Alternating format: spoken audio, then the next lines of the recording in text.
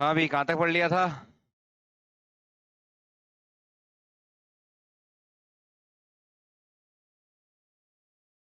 Test चल रहे थे ट्रांसफार्मर में, ओपन सर्किट और शॉर्ट सर्किट दोनों हो गए। ठीक है, लगाओ नेक्स्ट टॉपिक भी। ट्रांसफार्मर की दक्षता, ट्रांसफार्मर की दक्षता, एफिशिएंसी।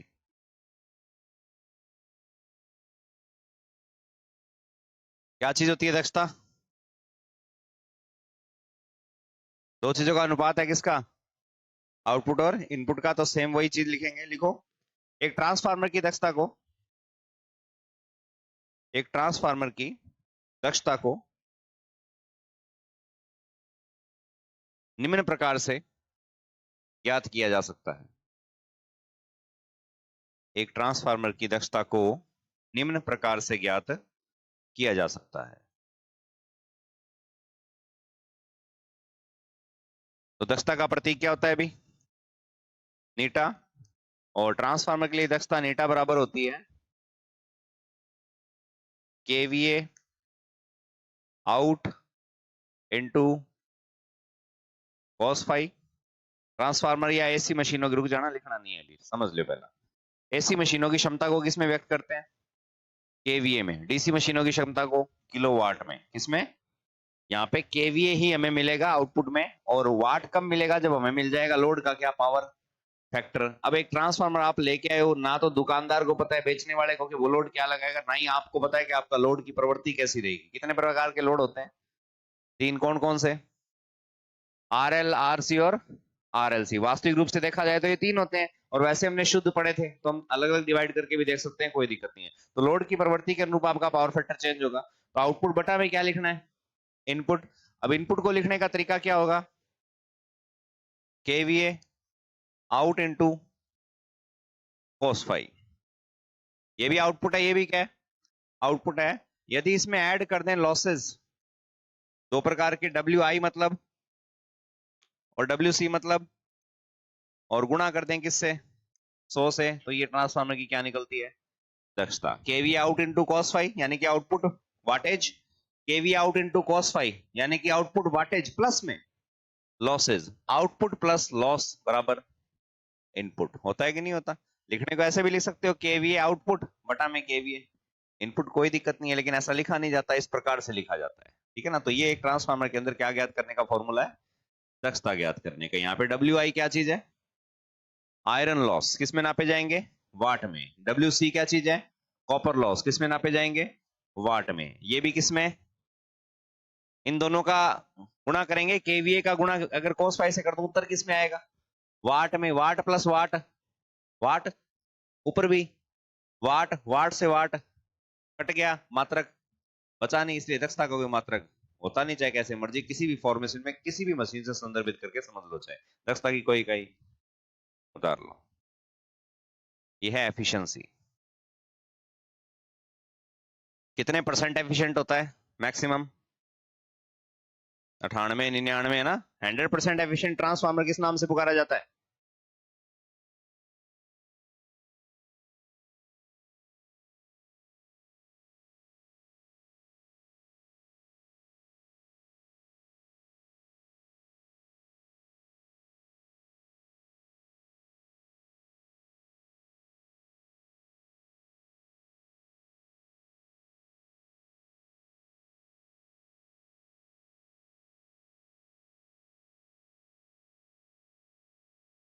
ठीक है, अब यहाँ पे एक गौर करने वाली बात है।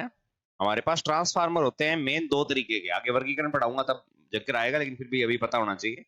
ट्रांसफार्मरों को दो प्रकार से स्पेशली बांटा गया है, वो अलग ही तरीके से।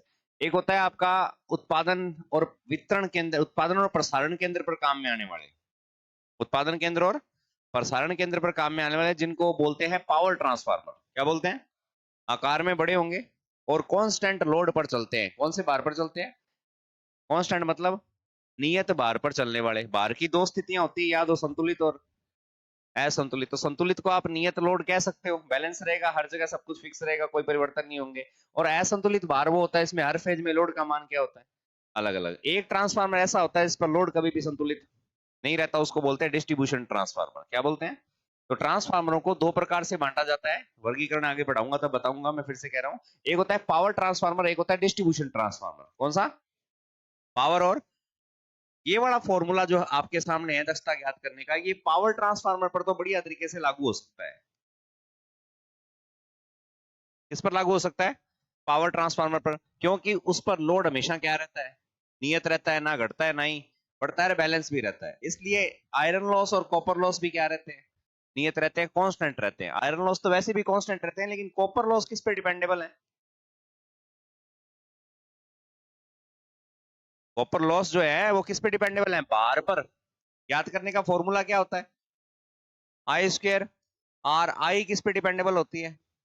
लोड पर। लोड घटेगा बढ़ेगा तो कॉपर लॉस का मान भी क्या होगा? चेंज। तो कहते हैं ये सूत्र आप पावर ट्रांसफार्मर पर तो लगा सकते हो, लेकिन डिस्ट्रीब्यूशन पर ये सूत्र कामयाब नहीं है, क्योंकि इस पे लोड प्रतिपल क्या होता रहता है? वो चेंज होता रहता है। तो डिस्ट्रीब्यूशन के लिए एफिशिएंसी ज्ञात करने का फॉर्मूला इससे क्या है? अलग है। लिखो नई लाइन से, लिखो उपरोक्त सूत्र शक्ति परिणामित्र या पावर ट्रांसफार्मर, उपरोक्त सूत्र पावर ट्रांसफार्मर या शक्ति परिणामित्र के लिए तो उपयुक्त है।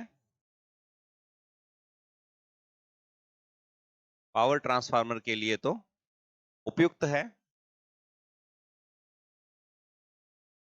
परंतु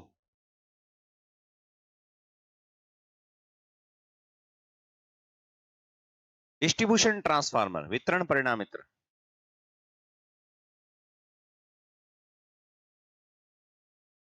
पर लागू नहीं किया जा सकता।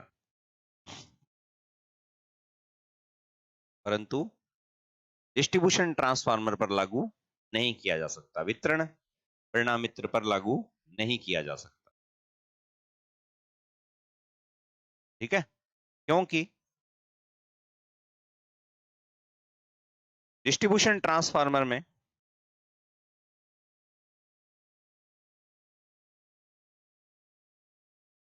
भार का मान प्रतिपल परिवर्तित होता रहता है, क्योंकि डिस्ट्रीब्यूशन ट्रांसफार्मर में लोड का जो मान है वो प्रतिपल परिवर्तित होता रहता है। हर पल लोड जो है वो चेंज होता रहता है, इसलिए ये सूत्र काम का नहीं है भी। ठीक है? इसलिए डिस्ट्रीब्यूशन ट्रांसफार्मर की दक्षता को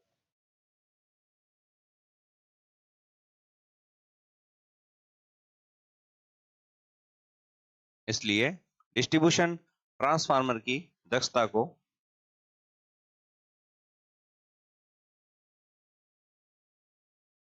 उसकी 24 घंटे कार्य करने की दक्षता के आधार पर प्रदर्शित किया जाता है।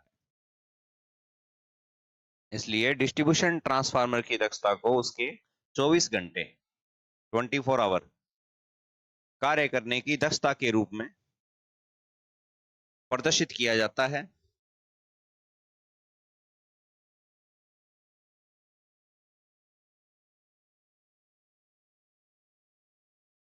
दक्षता के रूप में प्रदर्शित किया जाता है, जिसे पूर्ण दिन दक्षता कहते हैं, ऑल डे एफिशिएंसी। जिसे पूर्ण दिन दक्षता या ऑल डे एफिशिएंसी कहते हैं। ठीक है? और डिस्ट्रीब्यूशन ट्रांसफार्मर की जो पूर्ण दिन दक्षता होती है वो बराबर होती है के डब्ल्यू एच आउट बटा में के डब्ल्यू एच इन गुणा में 100। और ये पूर्ण दिन दक्षता यानी कि कितने घंटे की होती है? ये 24 घंटे की दक्षता के रूप में होती है। ध्यान रखना, एक दिन में कितने घंटे? 24 घंटे ऐसे निकलती है डिस्ट्रीब्यूशन के लिए। केडब्ल्यूएच में क्या नापी जाती है? केडब्ल्यूएच किस इकाई, किस चीज का मात्रक है? ऊर्जा का। कौन सी ऊर्जा का? वैद्युतिक ऊर्जा का। तो ये कितनी ऊर्जा आउटपुट में दे रहा है कि बदले में कितनी ऊर्जा इनपुट में ले रहा है, किस समय के दौरान, कितने घंटे के दौरान, 24 घंटे के दौरान। निकालना बहुत आसान है। सुबह 6 बजे जाके ट्रांसफार्मर के ऊपर 1 मीटर लगा होगा, एनर्जी मीटर, उसकी रीडिंग ले लो। ट्रांसफार्मर के ऊपर क्या लगा होगा, 1 मीटर, एनर्जी मीटर, उसकी रीडिंग ले लो, वो उसकी आउटपुट रीडिंग होगी। क्या होगी उसकी आउटपुट रीडिंग। फिर जहां से ट्रांसफार्मर में इनपुट सप्लाई आ रही है, कितने केवी आती है डिस्ट्रीब्यूशन में, डिस्ट्रीब्यूशन ट्रांसफार्मर की बात करें यदि अपने, ठीक है ना, तो 2 वाइंडिंग होगी। यहाँ इनपुट में कितनी आ रही है, 11 केवी, भारतीय स्टैंडर्ड तो यही है। और आउटपुट में कितनी मिलती है, 415 वोल्ट। जहां ये 415 वोल्ट आ रही है, ट्रांसफार्मर के ऊपर एक बक्सा लग के मीटर लगाया होता है कि नहीं होता, ठीक है, उसकी रीडिंग ले लो। कितने बजे, सुबह 6, जो भी टाइम आपको प्रेफर लगे उस पर।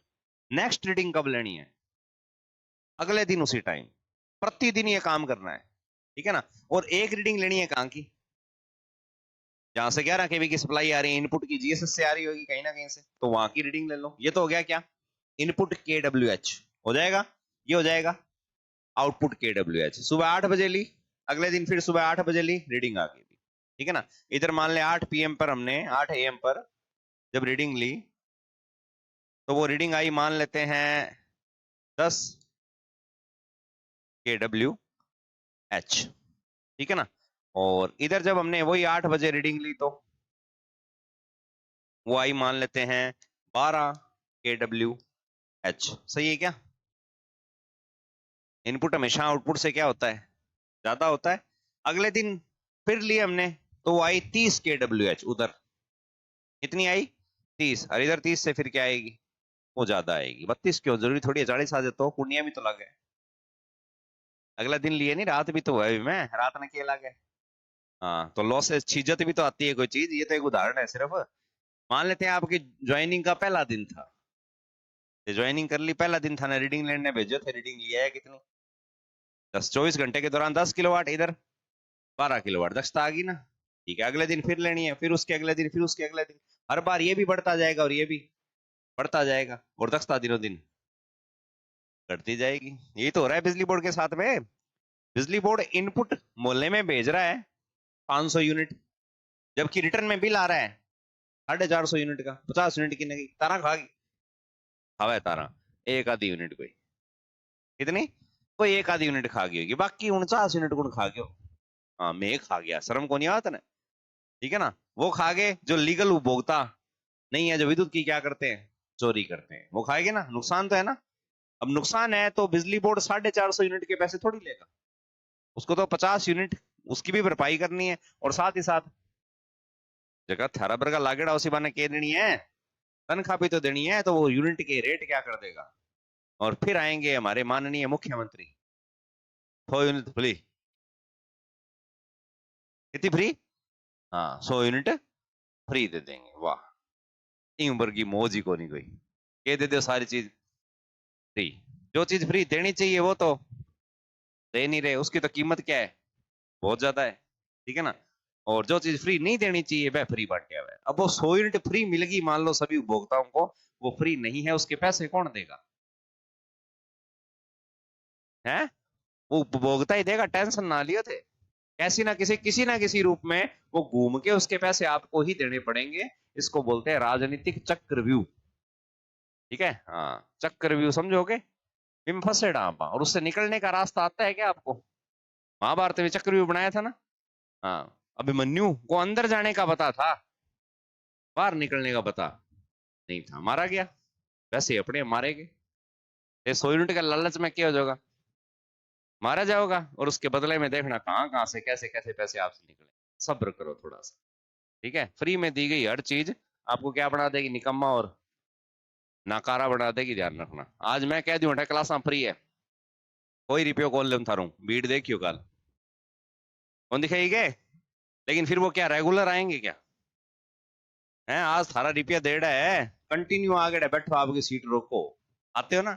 अगर यही चीज मैं क्या दे दूं, फ्री दे दूं, मान ले अब लाइट फ्री दे दी, तो आप पंखा बंद करोगे क्या, वो स्लोगन ही भूल जाओगे कि विद्युत की बचत ही विद्युत का है, फ्री है, यही तो होगा। अब मान लो आपका बिल आ रहा है 70-80 यूनिट आ रहा है, आपको यूनिट कितनी दे दी महीने की, 100 दे दी, ठीक है, थारो यूनिटी 17 से आया, चलन दे यार, किए अपने किए फ्री यार, फ्री कौन लाला, वो पंखो चला है लारा भी ना कोयलो बड़े, जान कौन था ने अभी। ठीक है ना, ये चीज हम कभी सोचते नहीं है, इसीलिए हम तरक्की नहीं कर रहे। मानते क्या चाहिए, फ्री बस में यात्रा फ्री, हाँ बस जी हाँ, फ्री में चला है अपनी, है नी। नौकरी माने कह दे दो फ्री, फार्म फीस फ्री, ठीक है, आगे जॉब भी फ्री, वही हो सी फ्री में काम करने तो आजा, नहीं तो कौन नौकरी कर ले फ्री में काम के करोगा, लिखो। नेक्स्ट, बड़े बड़े जीव जंतुओं तब लबड़ तक लेड़े था ने। तो ये थी ट्रांसफार्मर की क्या दक्षता, कौन सी, पूर्ण दिन, कौन से के लिए, डिस्ट्रीब्यूशन के लिए, और पावर के लिए वो पहले वाला। वैसे डिस्ट्रीब्यूशन पर भी वो लगा सकते हो, लेकिन क्या शर्त है, लोड कांस्टेंट, उसमें परिवर्तन नहीं होने चाहिए। डिस्ट्रीब्यूशन ट्रांसफार्मर अलग अलग घरों में सप्लाई दे रहे हैं, मेरे घर में भी आ रही है, आप लोगों की भी आ रही है, ट्रांसफार्मर एक ही है। क्या सबके घर में पंखे कूलर ट्यूबलाइटें सेम लगी है, कल मान लो कॉलोनी है सेम लगी हुई है, क्या सभी उपभोक्ता एक ही समय पर एक इतना ही भारी यूज करेंगे क्या, एक है घर में तो ब्याह है, और तो लड़ियां लुड़ियां और कई डंगा डीजे डाजे मंगा रखा है, ये भी मंगा लियो, बराबर टक्कर देगा, नहीं कर सकते। ठीक है ना, एक जना तो शादी में गया हुआ है, तो घर के लग रहा है ताड़ो, और उसके घर में जो तार आ रही है वो तो यूज ही नहीं हो रही है, बाकी आपके घर में शादी है, आपके घर में तो फुल करंट यूज हो रहा है कि नहीं हो रहा, तो लोड हमेशा क्या रहेगा, बदलता रहेगा। तो ये चीज है, समझ रहे हो कि नहीं समझ रहे, समझ रहे हो, हाँ अब समझ गए। तो ये होता है डिस्ट्रीब्यूशन और पावर ट्रांसफार्मर के लिए एफिशिएंसी ज्ञात करने का फॉर्मूला। बाकी एफिशिएंसी का जो ओरिजिनल फॉर्मूला है वो यही है, ठीक है ना, वो पावर डिस्ट्रीब्यूशन अलग अलग हो गए तो वो दूसरा बनाना पड़ा। देखो नेक्स्ट, नोट लगा के देखो, पावर ट्रांसफार्मर अपनी अधिकतम दक्षता,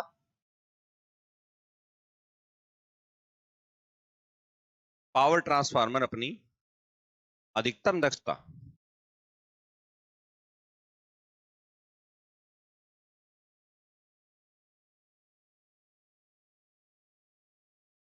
100% भार पर प्रदान करते हैं।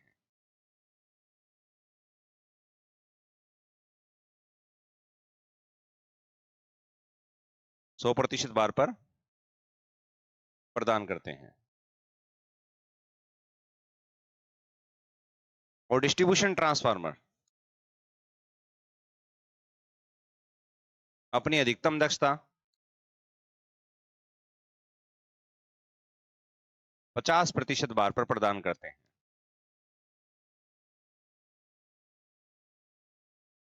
पावर ट्रांसफार्मर अपनी मैक्सिमम एफिशिएंसी देते हैं 100% लोड पर, और डिस्ट्रीब्यूशन ट्रांसफार्मर की मैक्सिमम एफिशिएंसी मिलती है आपको 50% आधे लोड पर। इनकी डिजाइनिंग ऐसी होती है, ठीक है, ये एक सिंपल कॉन्सेप्ट है, डिजाइनिंग से रिलेटिव है कि पावर ट्रांसफार्मर की कोर वगैरह का डिजाइन जो है वो ऐसा रखा जाता है कि जब उन पे 100% लोड होगा तब वो मैक्सिमम एफिशिएंसी आपको प्रदान करते हैं। और डिस्ट्रीब्यूशन ट्रांसफार्मर की डिजाइनिंग ऐसी रखी जाती है कि अपनी मैक्सिमम एफिशिएंसी मैक्सिमम लोड पर नहीं देते हैं, मैक्सिमम लोड पर तो मिनिमम एफिशिएंसी हो जाएगी, वो 50% लोड पर जब चलाओगे तो नीटा क्या मिलेगी, सबसे ज्यादा मिलेगी, क्योंकि मैक्सिमम एफिशिएंसी लेने का एक सिंपल सा फॉर्मूला है। एक मशीन, एक ट्रांसफार्मर अपनी अधिकतम दक्षता तब प्रदान करता है जब उसके अंदर उत्पन्न होने वाली ताम्र क्षतियों का मान लो क्षतियों के मान के क्या हो, बराबर हो। देखो नोट में नई लाइन से देखो, एक ट्रांसफार्मर अपनी अधिकतम दक्षता तब प्रदान करता है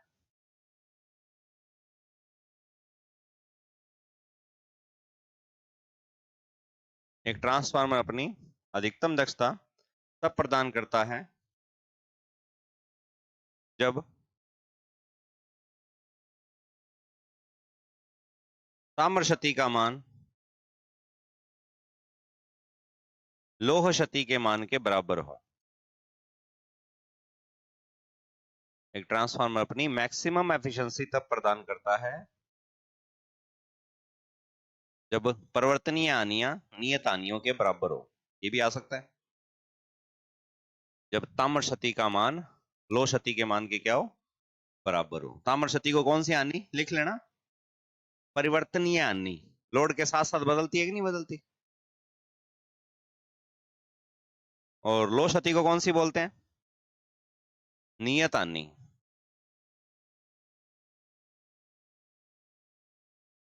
परिवर्तनीयानि इक्वल टू नियतानि, variable losses equal to constant losses, ऐसा अंग्रेजी में आएगा। पेपर हिंदी अंग्रेजी दोनों में आया कौन आया? हाँ, और सही कौन सा माना जाता है? चंडीगढ़ एलएम कौन कौन दे के आए? ठीक है, एक क्वेश्चन आया था कि निम्न में से तापमान की इकाई है, के ठोक्यो है? पायरोमीटर ठोक्यो। जबकि इंग्लिश में पढ़ा था तो क्या लिखा हुआ था? हीट की इकाई कौन सी है? हीट यानी कि ऊष्मा, और ऊष्मा नापने का यंत्र कैलोरीमीटर होता है। अठे बावड़ी तिरणा फंस जावे, रा बाता बताईडी है। कौन बताईडी के? तो फिर गलती खा गए ना मात। ऑप्शन में लिखा हुआ था कि तापमान की इकाई बताइए जी, हिंदी में तापमान दे दिया, इंग्लिश में क्या दिया था? हीट। हीट और टेम्परेचर चीज एक नहीं है, अलग अलग है। डेफिनेशन अलग अलग है, यूनिटें अलग अलग है, मापक यंत्र भी फिर अलग अलग होंगे। ठीक है ना? हाँ, दूध और आलू एक ही पैमाना नाप लेके वो नहीं माना के दोनों द्रव्यमान के आधार पे मेजरमेंट होती है, लेकिन नहीं जी, फॉर्मेट अलग अलग है, एक लिक्विड है एक सॉलिड है कि नहीं है? हाँ, यहाँ गए नंबर माइनस में। थर्मामीटर भी देड़ो, कहीं थर्मामीटर ठोक गया है बेटा। पायरोमीटर सुनिडो नाम वो ही हो उसका, लेकिन कैलोरीमीटर पे किसी पे गौर ही नहीं किया। तो हिंदी इंग्लिश दोनों देखा करो, अठे मारे जावे दे ले क्यों नहीं एक नंबर, बिना मतलब का एक नंबर कटवाए। फिर कहें ओ देखो गुरुजी क्वेश्चन में गलत दे रखी है। अच्छा, दो मार्क कान के नीचे भिजा के गलत दे रखी है। उनकी तरफ कितनी उंगली उठाई? हाँ, थारका नहीं कितनी है ओ, हमेशा गौर कर लिया करो। ठीक है ना? अरे एक ऊपर भी है, उड़ा देना ध्यान रखिए। ठीक है ना? वो उड़ा दियो तो ये यार, फिर कहते हो मैं कितने नंबर से रह गया। बस ये एक हुई रहोगो, ऐसी तो यही अफसोस है, यही बारीकियां। आसान क्वेश्चन आप गलत करते हो, ओखा में तो दिमाग लगाओ, अच्छा ओ ले तो मैं समझ गया तने, सोरन समझ कौन पाया। ठीक है ना? ओवर कॉन्फिडेंस बोलते हैं इसको। यहाँ भी टेस्ट में यही हो रहा है आपके साथ। लगता है प्रश्न बहुत ही क्या है, इजी है, उसको इजी वे में लेके जाओगे बहुत ही मुश्किल बना लोगे और गलत कर आओगे। और क्वेश्चन दे ओखो थाना लागे ओखो, लेकिन वो ओखा होता नहीं है। तो यहाँ से समझना शुरू करो और आगे जाके अपनी परफॉर्मेंस दिखाना। आगे जाके खड़किंडाई होते खड़का कट्टा बरबर के ले जाओ है और बढ़ जागे हिंडा दो, वही तो करने ला रहे हो। हाँ, तू भी दे गए होगे फिर इकट्ठा ही खाली है कि भर ले। लिखो नेक्स्ट भी। अगला टॉपिक, ट्रांसफार्मर में वोल्टेज रेगुलेशन। ट्रांसफार्मर में वोल्टेज रेगुलेशन, वोल्टता नियामन। लिखो ट्रांसफार्मर में वोल्टेज रेगुलेशन को दो प्रकार से प्रदर्शित किया जाता है। ट्रांसफार्मर की वोल्टेज रेगुलेशन को दो प्रकार से प्रदर्शित किया जाता है।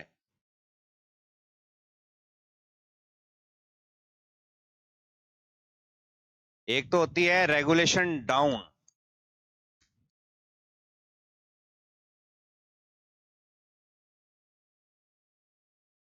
और एक होती है regulation up, up and down, down and up. Transformer की वोल्टेज रेगुलेशन को कितने प्रकार से दिखाया जाता है? दो प्रकार से। इसके रीजन है कि ट्रांसफार्मर खुद कोई चीज की उत्पत्ति नहीं करता। अब वो जब खुद कोई चीज की उत्पत्ति नहीं करता तो उसकी प्राइमरी और सेकेंडरी में जो ईएमएफ डेवलप होते हैं वो ज्यादा और कम हो सकते हैं। इनपुट ज्यादा भी हो सकती है और इनपुट कम भी। वोल्टेज के आधार पर ही बात करें ना, वोल्टेज रेगुलेशन का नाम ले रहे हैं हम, तो वोल्टेज तो इनपुट में ज्यादा हो सकती है, आउटपुट में क्या हो सकती है? कम हो सकती है। कभी इनपुट में वोल्टेज कम हो सकती है और आउटपुट में क्या हो सकती है? ज्यादा, क्योंकि खुद डेवलप नहीं करता। नहीं करता तो इसकी वोल्टेज जो है वो कुछ कारकों पर निर्भर भी करती है।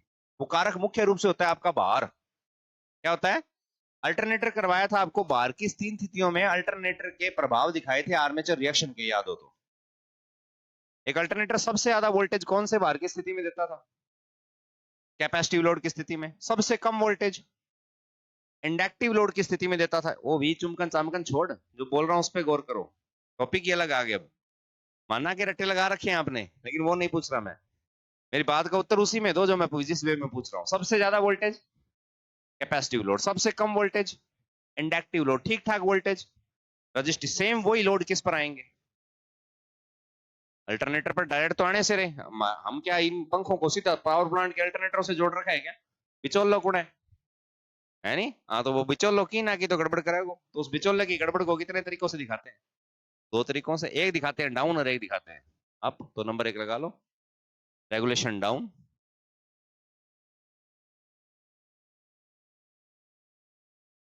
लिखो जब वोल्टेज रेगुलेशन को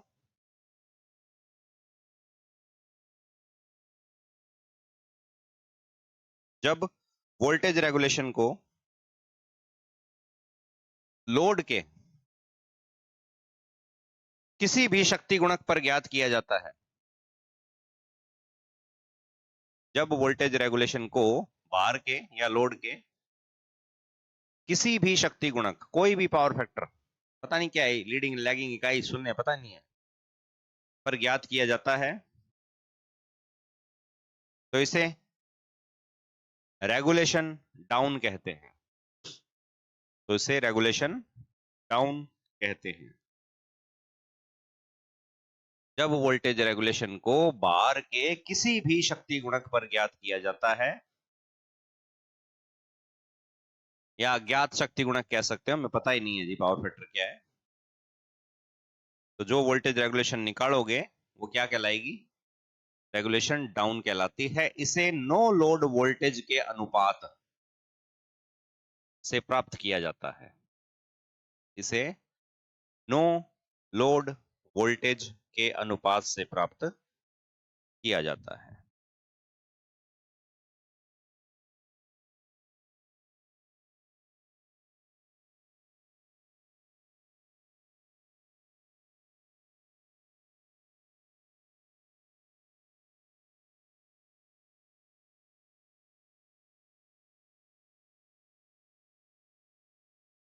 तो प्रतिशत वोल्टेज रेगुलेशन डाउन ज्ञात करने का फॉर्मूला क्या है? VNL माइनस VFL बटा में VNL गुणा में 100। तो ये आएगा आपका रेगुलेशन डाउन इस फॉर्मूले से। उतारो, प्रतिशत में आएगा, मात्रक तो होता नहीं है।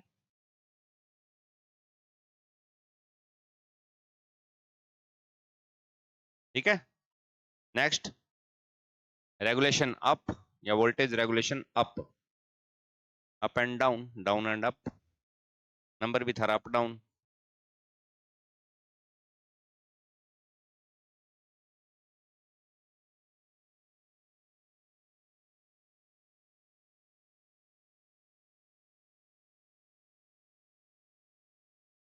ठीक है,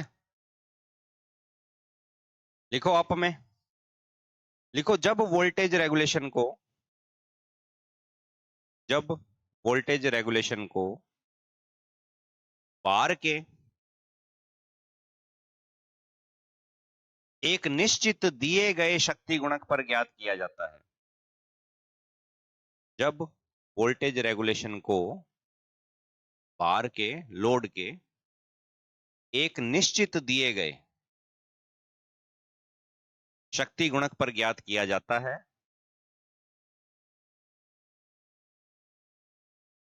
जब वोल्टेज रेगुलेशन को बार के एक निश्चित दिए गए शक्ति गुणक पर ज्ञात किया जाता है, तो इसे रेगुलेशन अप कहते हैं।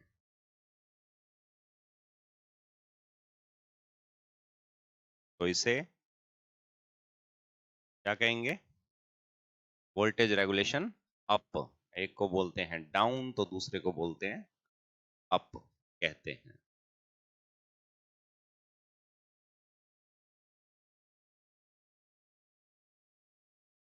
ठीक है, इसे पूर्ण लोड वोल्टेज या फुल लोड वोल्टेज के अनुपात से ज्ञात किया जाता है। इसे फुल लोड वोल्टेज के अनुपात से ज्ञात किया जाता है।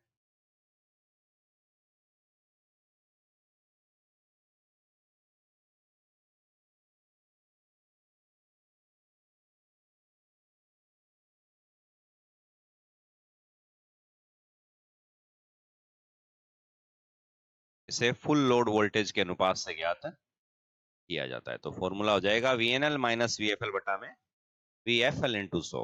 ये तो आएगा अप, ये आएगा डाउन। अब आती है देश की सबसे बड़ी समस्या कि जी पेपर में आज तो के करा। है नहीं, आना तो वही है। तो चाहे कितनी मर्जी बातें कर ले, पेपर में देने वाला देगा। आप कुछ भी कर लो, आपका गलत होगा। आप कुछ भी कर लो, आपका क्या होगा? गलत होगा। किस्मत अच्छी हुई तो क्या पता आपका सही हो जाए। ठीक है ना? आप ये करके आओगे वो उसको सही मान लेगा, आप वो करके आओगे वो उसको सही। ये एग्जामिनर की सोच पर डिपेंड करता है, उसने प्रश्न किससे दिया है।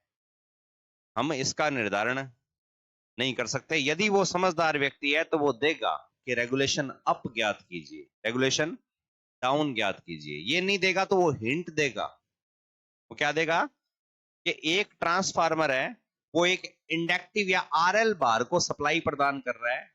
निम्न में से किस सूत्र द्वारा उसका रेगुलेशन ज्ञात किया जा सकता है? एक आपका लोड है आरएल बार, आरएल लोड को सप्लाई दे रहा है, आरएल परिपथ है उसको सप्लाई प्रदान कर रहा है। तो निम्न में से किस सूत्र का प्रयोग कर आप रेगुलेशन प्राप्त करोगे? हिंट दे दिया इसमें उसने कि पावर फैक्टर क्या है। अगर आपसे एक प्रश्न और करता हूं कि एक ट्रांसफार्मर का वोल्टेज रेगुलेशन ज्ञात कीजिए। एक तो ये प्रश्न है। एक प्रश्न है कि एक ट्रांसफार्मर आरएल सर्किट को, आरसी को या इंडक्टिव लोड को सप्लाई दे रहा है, तो उसका रेगुलेशन क्या होगा? एक तो ये हो गया कि इंडक्टिव लोड को सप्लाई दे रहा है। एक ट्रांसफार्मर का रेगुलेशन बताइए। निम्न में से कौन सा सूत्र ट्रांसफार्मर का रेगुलेशन ज्ञात करने के काम में आता है? और निम्न में से कौन सा सूत्र एक आरएल बार को सप्लाई देते हुए ट्रांसफार्मर का रेगुलेशन ज्ञात करने के काम में आता है? बोलो भी। आरएल बार के लिए कौन सा यूज करोगे? आर बार के लिए या सी बार के लिए, आर बार के लिए कौन सा यूज करोगे? हैं? डेफिनेशन देखो। पहली डेफिनेशन क्या है? जब वोल्टेज रेगुलेशन को लोड के किसी भी शक्ति गुणक, किसी भी मतलब लीडिंग लैगिंग इकाई, मतलब पता ही नहीं है, पता ही नहीं है तो कौन सा लगेगा? मेरे प्रश्न में कौन सा ऐसा प्रश्न था जिसमें पता ही नहीं था पावर फैक्टर क्या है? एक प्रश्न तो था कि एक इंडक्टिव लोड को सप्लाई दे रहा है, क्या पावर फैक्टर पता है क्या? अच्छा, एक इंडक्टिव लोड को सप्लाई दे रहा है, पावर फैक्टर नहीं पता? लैगिंग, एक आरएल परिपथ को सप्लाई दे रहा है, पावर फैक्टर लैगिंग। एक आरसी परिपथ को सप्लाई दे रहा है, परिपथ में पावर फैक्टर लीडिंग। ज्ञात है ना? सिद्धो कौन देगो एल चक पावर फैक्टर हो है। और एक ट्रांसफार्मर का पावर फैक्टर पता ही नहीं है, वो एक बार को सप्लाई दे रहा है, बस बार पता नहीं है, तो कौन सा लगेगा? डाउन। और जब कह दिया इंडक्टिव लोड है तो अप। और जब की ना कह भी ना सही मान ले, फिर ये अगले की सोच है, इसमें मैं कुछ नहीं कर पाऊं। मेरा काम है बताना कि ऐसे ऐसे इस तरीके से हो सकता है। अगला क्या सोचता है इसकी मेरी जिम्मेदारी नहीं है। वो अगला मैं भी हो सकता हूँ, उसके नहीं। मैं टेस्ट ले एक प्रश्न दूंगा, जाहिर सी बात है रेगुलेशन निकालना पड़ेगा, लेकिन कई न्यूमेरिकल न्यूमेरिकल देती है? ना दे मेरे के टाल कर दो, लिखित में दे दो मैंने कि न्यूमेरिकल आज से मत देना, टेस्ट में ना दो मैंने, कराओ ही ना। ठीक है ना? तो कर लोगे क्या? नहीं कर पाओगे। देखो फिर आओ क्या म्यूट है। तो डिपेंड करेगा कनेक्ट, वो प्रश्न क्या है, सोच क्या है। तो इसमें कई प्रश्न देखो इलेक्ट्रिकल में ऐसे होते हैं जो एग्जामिनर पर डिपेंड करते हैं। ओम का नियम लागू होता है एसी पर, डीसी पर, एसीडीसी दोनों पर, या किसी पर भी नहीं? इसमें एग्जामिनर की सोच काम नहीं करेगी, इसमें काम करेगा क्या? लॉजिक। और लॉजिक सब जगह एक होते हैं। यहाँ सोच दो अलग अलग हो जाती है कि दिमाग में उसके चल क्या रहा था। अच्छा, ओम का नियम डीसी पर लागू होता है, ये उसके दिमाग में चल रहा था क्या? नहीं। ये सर्वव्यापी है, पता है हमें, लेकिन ये कभी कभी व्यापी है। ठीक है ना? तो ये चीज है। तो दो है, अब आप कुछ भी करे हो आपका होएगा क्या? हाँ, ये मानकर मैं पढ़ा रहा हूँ, ध्यान रखना। ठीक है? तो उतार लिया शायद। लिखो नेक्स्ट, अगला टॉपिक। ट्रांसफार्मर का शून्य व पूर्ण बार पर कार्य।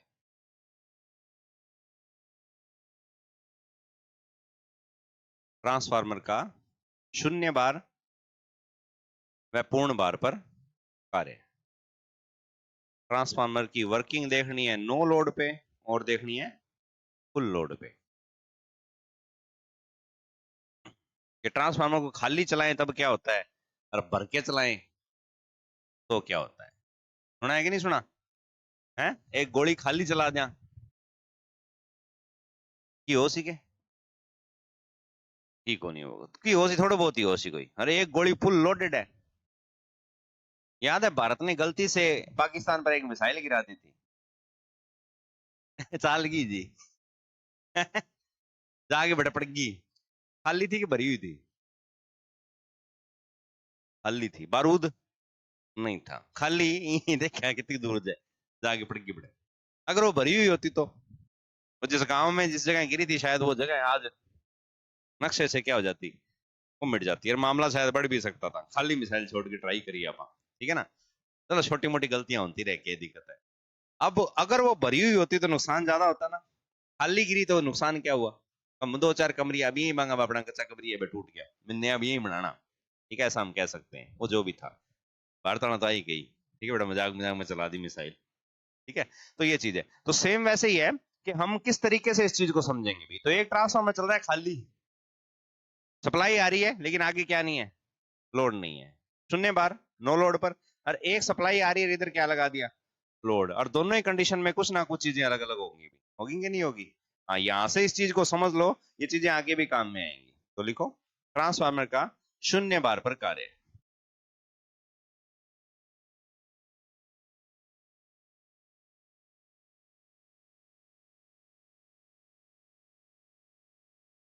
Working on no load.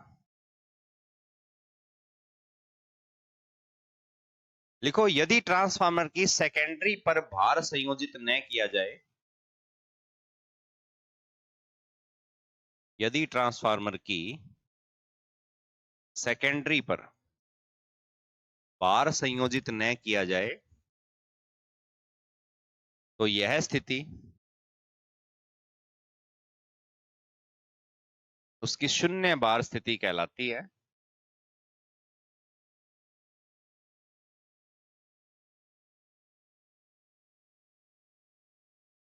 यह स्थिति उसकी कौन सी स्थिति, शून्य बार स्थिति कहलाती है।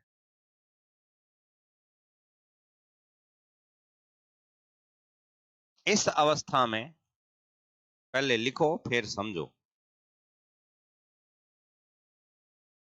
इस अवस्था में प्राइमरी पर आरोपित वोल्टेज, ब्रैकेट में लिखना है वीपी। इस अवस्था में प्राइमरी पर आरोपित वोल्टेज किससे लिखा, वीपी के कारण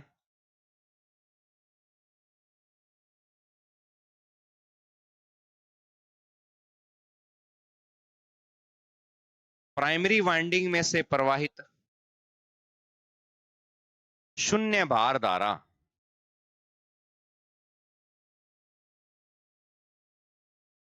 प्राइमरी वाइंडिंग में से प्रवाहित कौन सी धारा, शून्य भार धारा, जिसको ब्रैकेट में लिखना है आई के पैरों में जीरो। आई जीरो बोर्ड पे लिख रहा हूं साथ साथ में, टेंशन मत लेना, डायग्राम बाद में बनाना है। शून्य बार धारा के कारण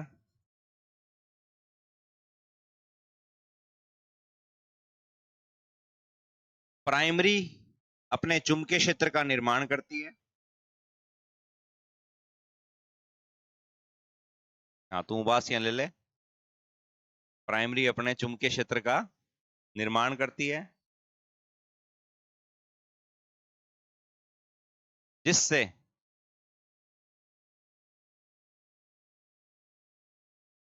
जिससे प्राइमरी में ईपी, जिससे प्राइमरी में ईपी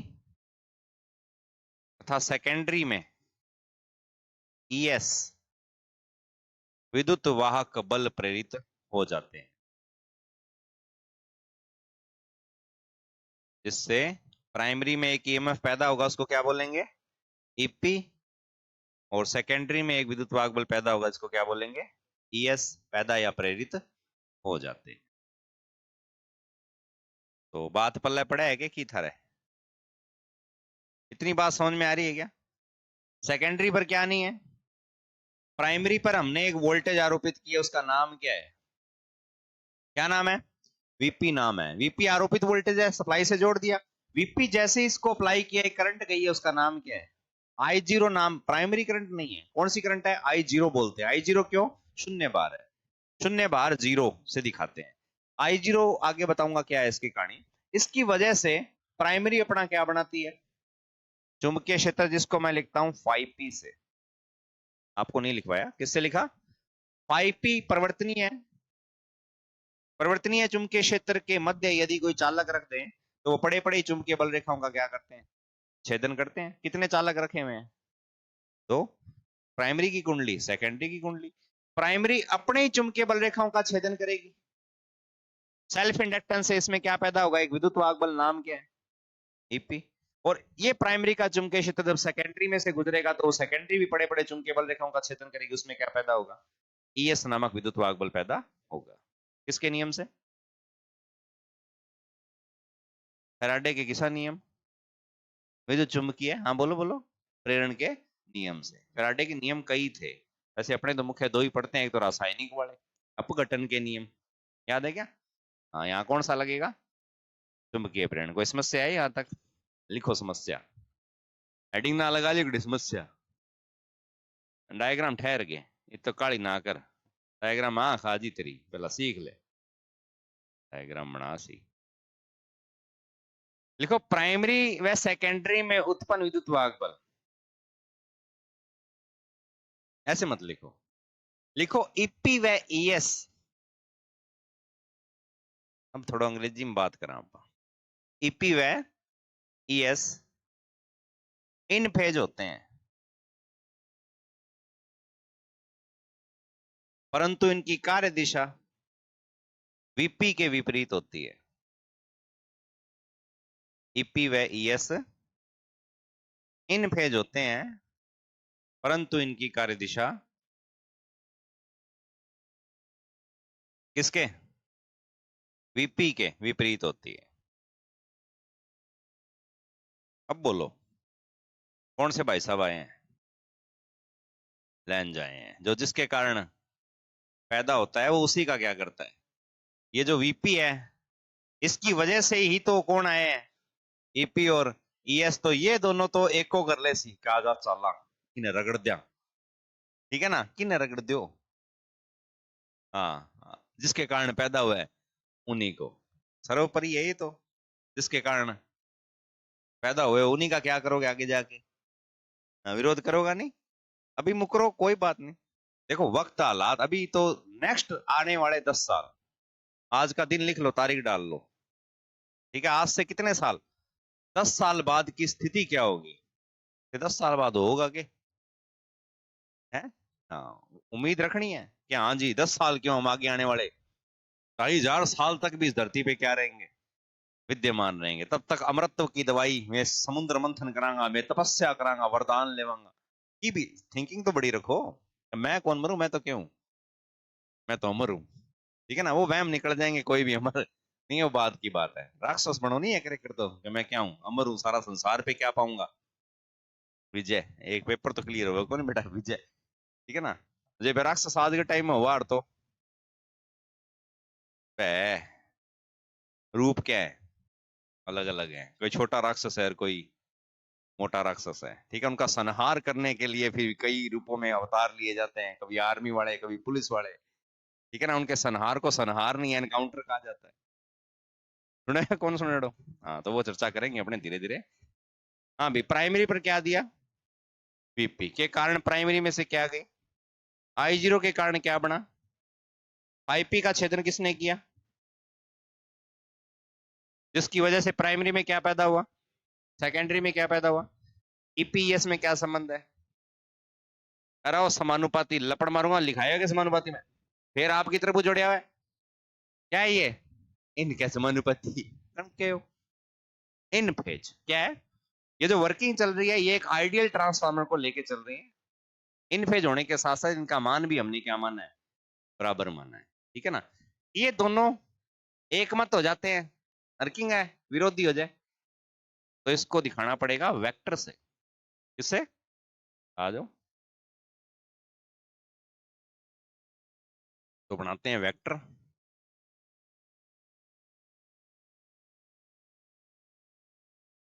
तो हमने एक वोल्टेज आरोपित की थी किस पर, प्राइमरी पर, जिसको मैंने नाम दिया वीपी। क्या नाम दिया? इस वीपी के कारण प्राइमरी में से करंट गई, उस करंट को वैसे बोलते हैं मैग्नेटाइजिंग करंट। क्या बोलते हैं? इसके अलावा भी कुछ और भी बोलते हैं, लेकिन आप फिलहाल एक नाम धीरे धीरे दिमाग में थारा नाम डालता रहूंगा मैं। और ये करंट जो है इसकी दिशा इस दिशा में होगी, और यहां एक चुंबकीय क्षेत्र का क्या होगा? निर्माण होगा। ठीक है ना? याद है क्या कि आरोपित वोल्टेज के कारण बनने वाले चुंबकीय क्षेत्र की दिशा परपेंडिकुलर होती है किसके? वोल्टेज और इस फ्लक्स में क्या संबंध है? 90 डिग्री। आरोपित वोल्टेज की कार्य दिशा यूं है तो फ्लक्स कहां बनेगा? इस दिशा में। कितने डिग्री के अंतर पर काम करता है? 90 डिग्री पर। कितने डिग्री पर? हाँ, फिजिक्स वाला फिल्म देख रही है क्या? बिंबो किया करे वोल्टेज इधर, फ्लक्स इधर बनता है ना। हाँ, तो ये परपेंडिकुलर रहेगा इसके साथ 90 डिग्री, हमेशा इस तरफ, चाहे इस तरफ बना लो, चाहे इस तरफ, दिशा बदल लो, कोई मैटर नहीं करता। दिशा तो वैसे भी इसकी क्या होती है? प्रतिपल चेंज होती है। तो हम कांस्टेंट लेके चलेंगे, हम तो आइडियल बातें कर रहे हैं, मैं आदर्श लेके चल रहा हूँ। ठीक है ना? तो ये तो फाई बन गया। क्या आरोपित किया? वीपी के कारण फाई डेवलप हुआ। ठीक है ना? अब ये जो फाई डेवलप हुआ, इसका छेदन प्राइमरी ने भी किया और सेकेंडरी ने भी किया, तो प्राइमरी में एक विद्युत वाहक बल पैदा हुआ। क्या पैदा हुआ? ईपी। और एक विद्युत वाहक बल पैदा हुआ सेकेंडरी में। यस। ईपी और एस इन फेज है। ईपी और एस इन फेज है। कोई कम ज्यादा दिख रहा है क्या? एक ही लाइन पे है। ठीक है, मानना कि ईपी को पहले लिख दिया, क्योंकि इसका एम्पलीट्यूड क्या मानना है? ज्यादा, उसका एम्पलीट्यूड क्या मानना है? कम मानना है। मैटर नहीं करता, आप ईएस पहले लिख सकते हो, डिपेंड करता है रेशो क्या है, टर्नों की संख्या क्या है। दिखाए गए चित्र के अनुसार टर्नों की संख्या कम ज्यादा किसमें है? गिन लो, गिनती तो है। ज्यादा किसमें है? तो ई में भी ज्यादा किसका होगा? इसलिए हम पहले क्या लिखा है? प्राइमरी लिखा। कोई दिक्कत है क्या? ठीक है, लिखो आगे। हाँ, एक चीज और, ईपी और ईएस की कार्य दिशा वीपी के क्या होती है? विपरीत। ये इधर काम कर रहा है, ये इधर, ज्यादा भी ना कमजोर करके वहां किन है, जिसके कारण वो पैदा हुए हैं। किसका नियम आ गया साथ साथ? जैसे ही फैराडे भाई साहब आते हैं, सागे ही सागे गुणा है, लैन जावे। आ गया ना? ठीक है, आगे लिखो। लिखो प्राइमरी करंट I0 के दो भाग होते हैं। प्राइमरी करंट I0 के दो भाग होते हैं।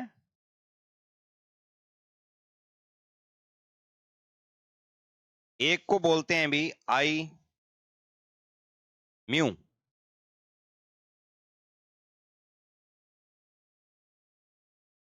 क्या बोलते हैं? आई म्यू। और इसको ज्ञात करने का फॉर्मूला जो होता है, फॉर्मूला छोड़ो, इसको एक नाम से पुकारते हैं, वाट लेस घटक। आई म्यू को क्या बोलते हैं? वाटलेस घटक। और ये बराबर होता है I0 इंटू साइन फाई के, या साइन थीटा के। ठीक है ना? और एक कंपोनेंट होता है इसका IW, इसको बोलते हैं वाटफुल घटक। इसको ज्ञात कर सकते हो I0 इंटू कॉस थीटा से या कॉस फाई से। प्राइमरी करंट I0 के कितने भाग होते हैं? दो भाग होते हैं। एक तो होता है आई म्यू, जिसको वाटलेस घटक या मैग्नेटाइजिंग कंपोनेंट भी कहते हैं, लिख लेना। हाँ चलो, ऐसे मत लिखो, छोड़ दो। दो घटक होते हैं, आई म्यू और आई डब्ल्यू। आई म्यू को वाटलेस घटक कहते हैं। ये वाटलेस घटक है, ये शक्ति खपत नहीं करता। याद होगा, शुद्ध इंडक्टिव परिपथ, शुद्ध इंडक्टिव परिपथ में शक्ति खपत होती है क्या? नहीं होती। तो शक्ति करती क्या है? आधे धन या ऋण चक्र में शक्ति चुंबकीय क्षेत्र के रूप में क्या होती है? इकट्ठी होती है। शेष आधे धन या ऋण चक्र में वापस परिपथ के अंदर कहते हैं वो लौट जाती है। यानी कि ये मैग्नेटाइजिंग करंट क्या बनाएगी? चुंबकीय क्षेत्र बनाएगी। किसमें? ये डंडियां किसको बता रही है? ये जो डंडियां हैं, ये दिखाती है कोर को। किसको? कोर को। तो ट्रांसफार्मर की जो कोर है, उसके अंदर चुंबकीय क्षेत्र निर्मित करने वाला धारा का घटक कौन सा है? सारा लिक्विड है, बोलो भी, इतना मैं ढूंढ लूंगी।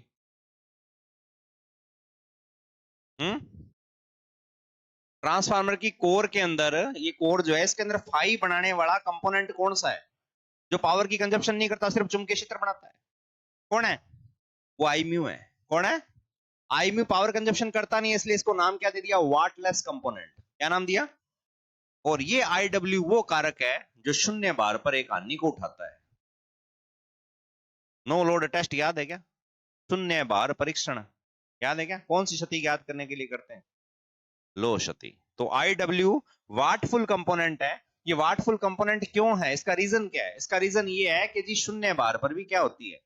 हानि होती है। कौन सी हानि? इसको हम कोर हानि कहते हैं। क्या बोलते हैं? या आयरन लॉस कहते हैं। उसको उठाने वाला घटक कौन है?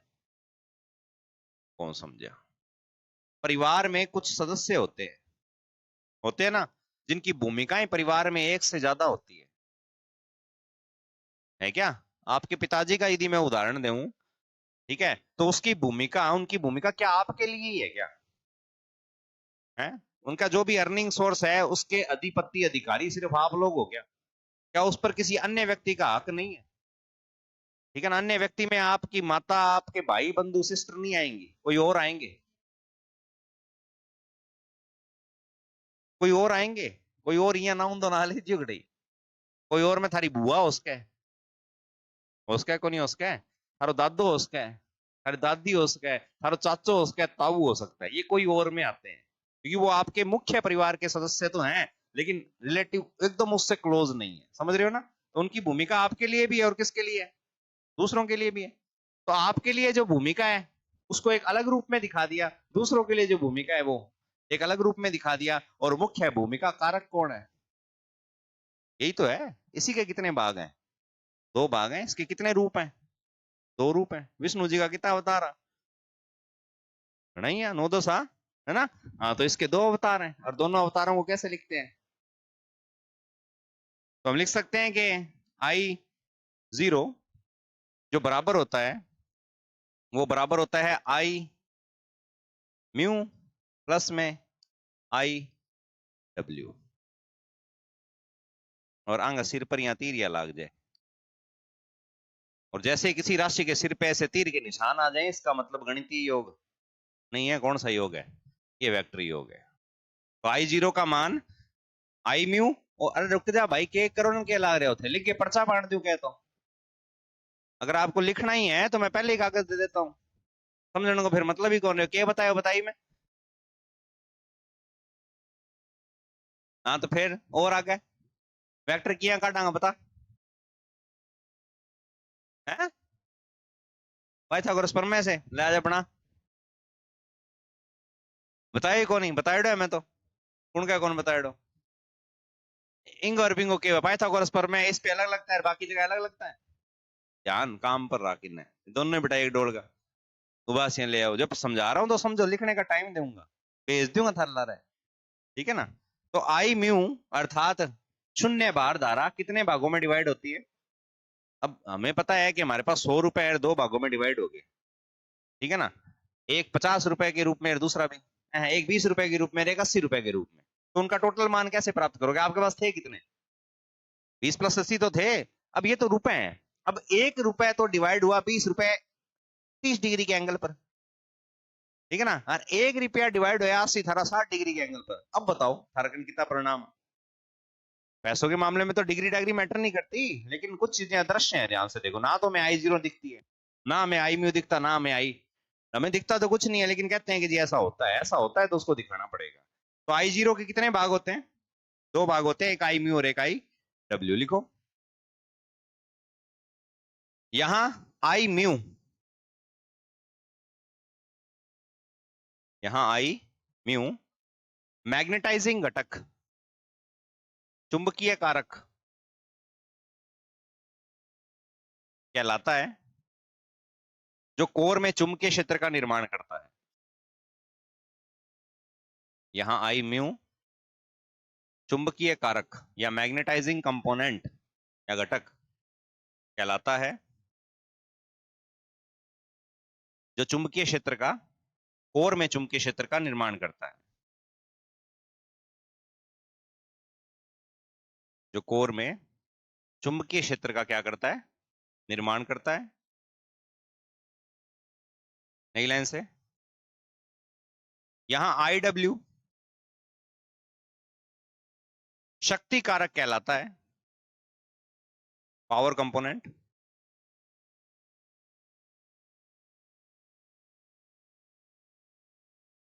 जो लो हानियों को वहन करता है,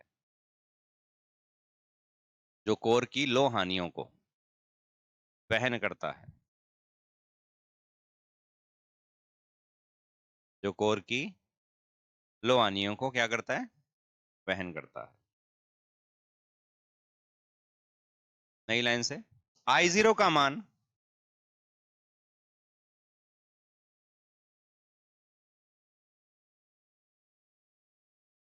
किसका मान, I0 का मान I म्यू व IW के वेक्टर द्वारा ज्ञात किया जाता है।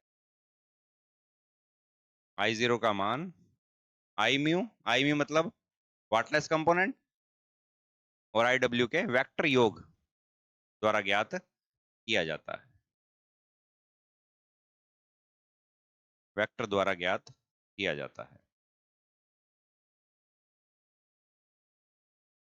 ठीक है, तो आ जाओ इसको ऐड करते हैं अभी, तो हमें पता ही लग गया इतना तो डायग्राम तो हमारा अधूरा है ना, तो इसमें I0 है ना, इसमें I म्यू है ना, इसमें IW, तो वो कहाँ है, तो ले आते हैं उनको भी।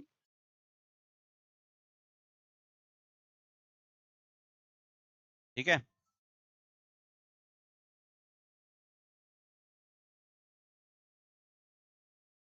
अब यहां पर क्या हुआ, एक VP है, ठीक है ना, इसके साथ में एक धारा जाती है, अभी वो धारा होती है आपकी वाट फुल कंपोनेंट। क्या होती है, रजिस्टर प्रतिरोध I²R आनी ही मेजरमेंट होती है, R रेजिस्टेंस जो कैलकुलेशन में आता है उसके आधार पे जो आयरन लॉस है, वो जो करंट आपकी लेके जाती है उसको बोलते हैं IW।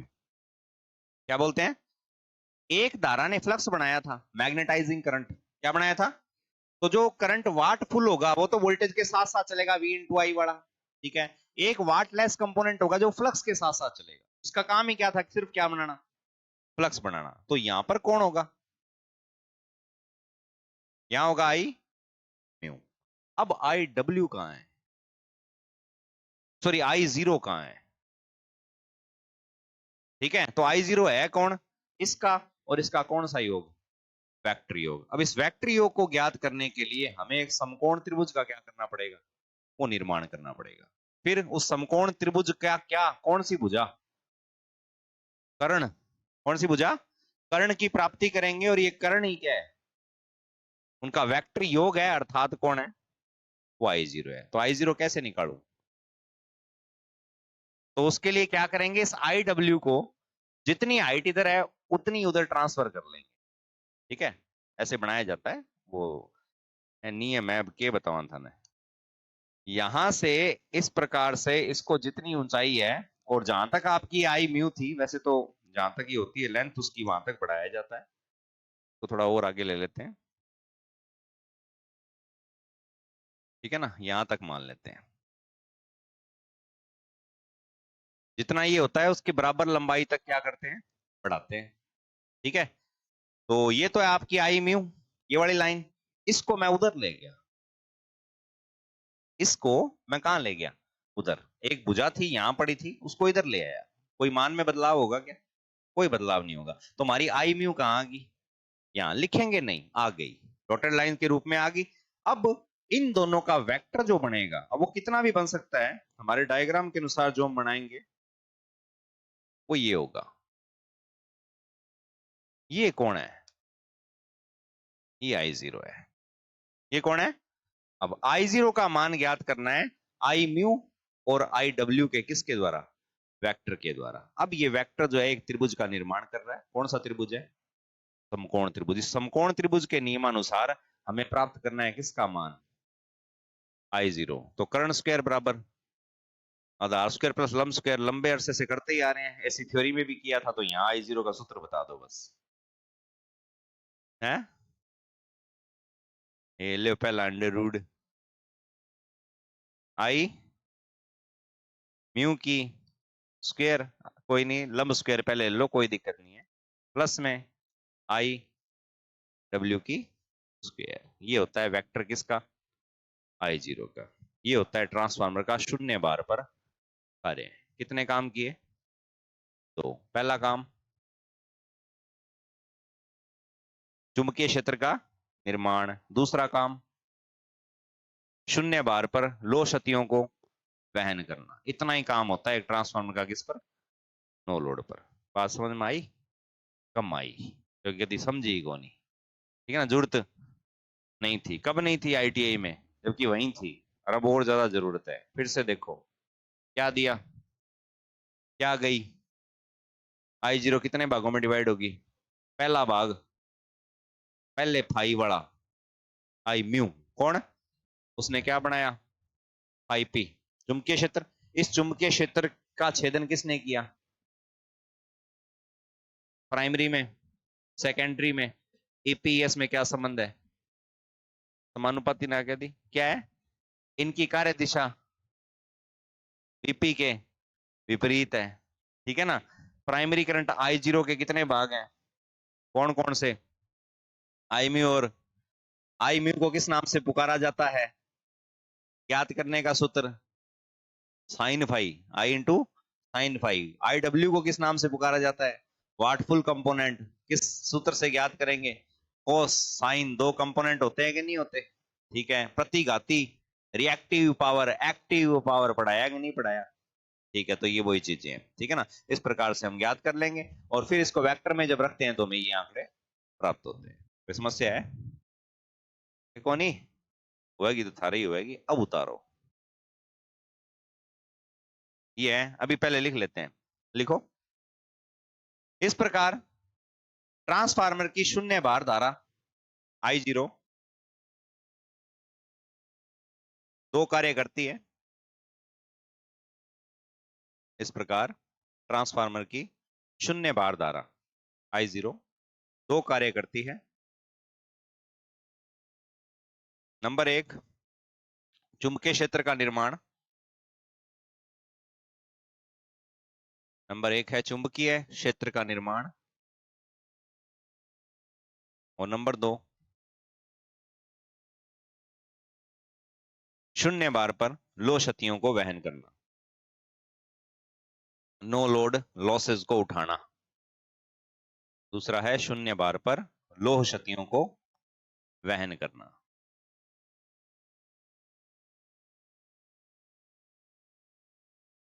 ठीक है, नई लाइन से, ट्रांसफार्मर की शून्य बार धारा का मान, ट्रांसफार्मर की शून्य बार धारा का मान पूर्ण बार धारा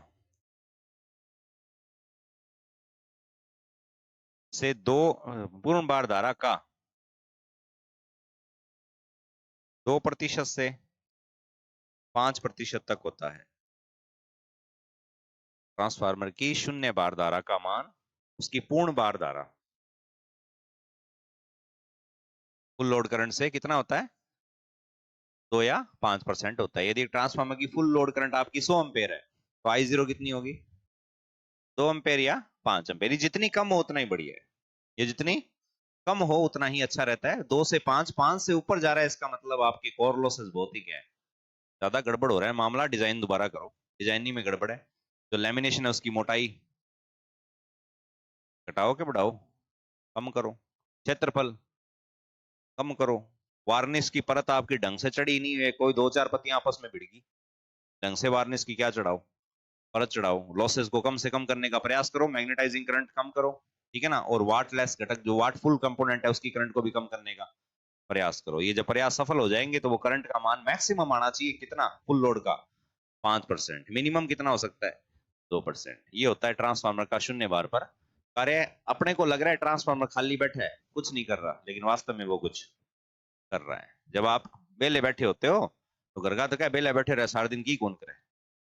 लेकिन मैंने जब कार्य शक्ति और ऊर्जा करवाया था, तब मैंने बताया था कि आप यदि सांस ले रहे हो ना, तो भी कुछ ना कुछ कर रहे हो, आपका शरीर कुछ ना कुछ कर रहा है, मानना कि उससे क्या मैं सांस ले मन पीसा दू, ठीक है ना, वो अर्निंग नहीं हो रही है, ठीक है ना, वो काम अलग होते हैं। लेकिन फिर भी हम ना कुछ काम करते हैं, खाली बैठे हैं तो भी हम काम कर रहे हैं, खाली बैठे तो भी आपके बाल धीरे धीरे बढ़ रहे हैं, नाखून बढ़ रहे हैं, काम तो हो रहा है ना। किसी वस्तु की स्थिति में क्या हो रहा है, परिवर्तन तो हो ही रहा है ना। सांस ले या फेफड़ा फूलिया सुकड़िया तो कार्य तो जारी रहेगा, वो कभी खत्म नहीं होता। जिस दिन हम खत्म उस दिन क्या नहीं, काम तमाम हो गया। हाँ उतार लो, शून्य बार पर कार्य तमाम हो गया अपना। नींद ना ले, वो नहीं कम समझ में आसी बेहतर है।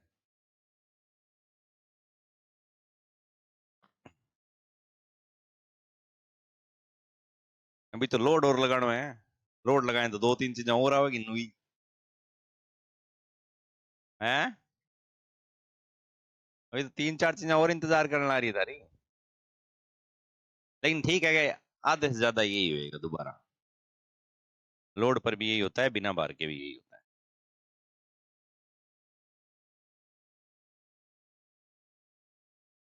आराम से उतार लो, जो थन लगाना रट्टा ही है। हाँ तू घड़ी कान देख ले, ओखो बहुत टप्पा टाइम ही है। हम्म, पानी तो भर जाए पी गया हो, थारे वास्ते कौन है सुविधा,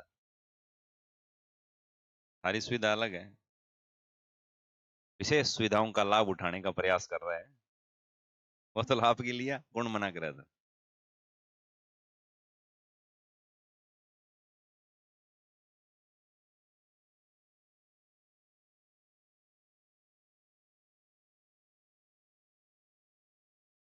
यहाँ उपस्थित सभी भौतिक संपत्तियों का मालिक सिर्फ एक व्यक्ति है।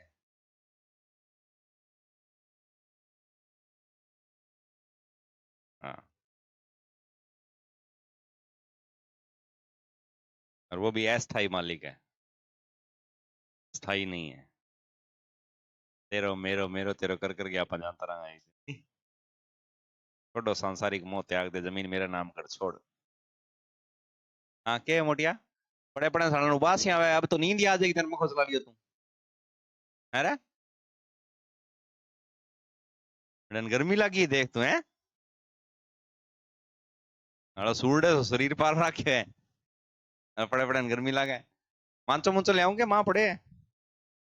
हाँ, लारा कर तो लगा लियो मैं, ये मैं हीटर लगाऊंगा गेट में मैं, या स्टूला नीचे किला रिमोट वाली।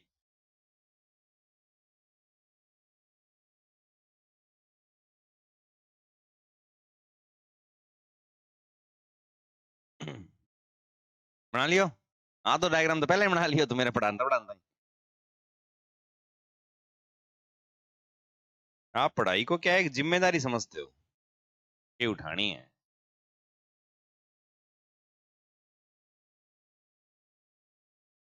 जिम्मेदारी मत समझो,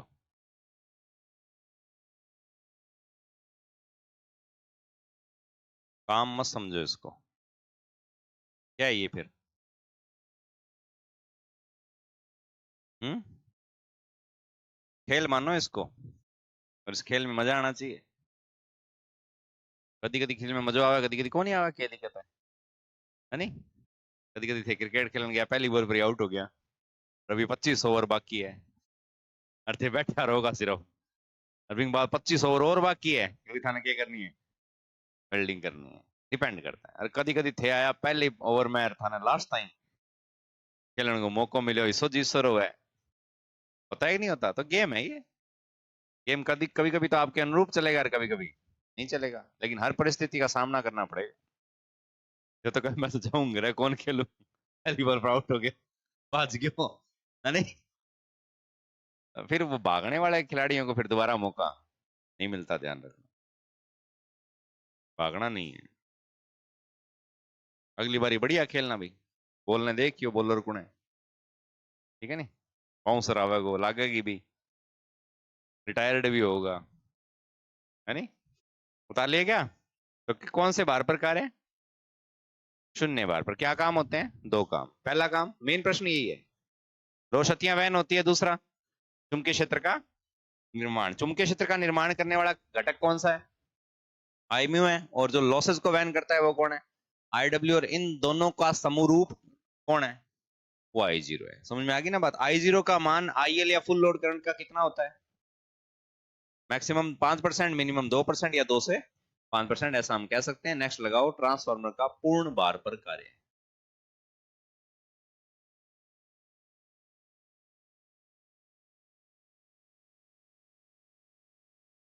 ट्रांसफार्मर का कौन से बार पर? ये तो था 0 पर।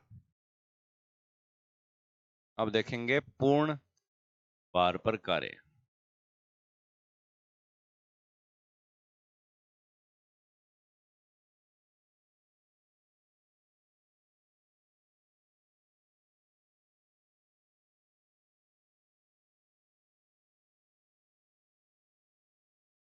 क्योंकि इतना तो हमें चाहिए ही चाहिए।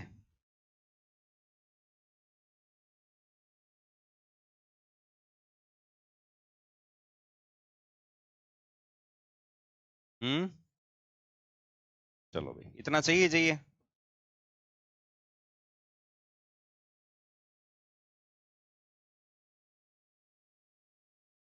गड़बड़ होगी, थोड़ी गड़बड़ हो गया तो हैं। ये पंगा ही ले लिया नहीं, इन्होंने नए पेज पर करा दिया यार। मैं भी कि नए ट्राई करो तो।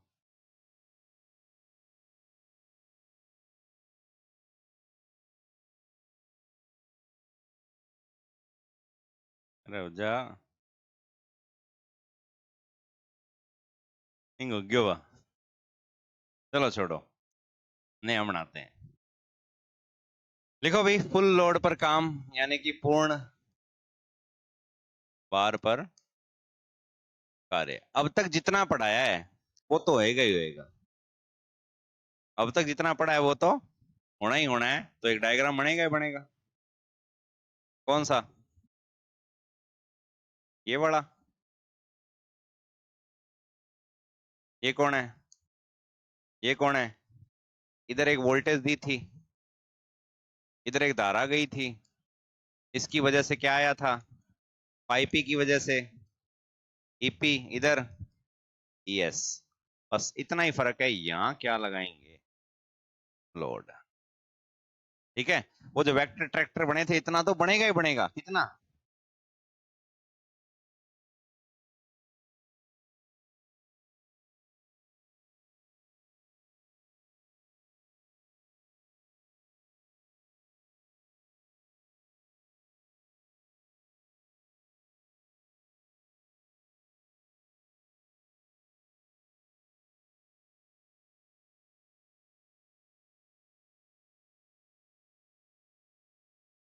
इतना तो बनेगा ही बनेगा। ये तो रहेंगे ही रहेंगे सेम, क्योंकि शून्य बार हो, चाहे बार हो चाहे ना हो, ये कहानी तो गाथा तो गानी गानी है, हर बार ही गानी पड़ेगी। ठीक है। इससे एक्स्ट्रा क्या होगा? इससे एक्स्ट्रा क्या होगा तो लिखो, ट्रांसफार्मर की सेकेंडरी को लोड से जोड़ने पर, नहीं टेडो लिख ले, कॉपी टेडी कर ले। ट्रांसफार्मर की सेकेंडरी को किससे जोड़ने पर? लोड से जोड़ने पर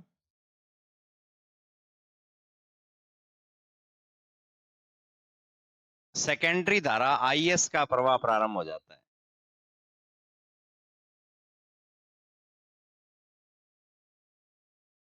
सेकेंडरी धारा किसका?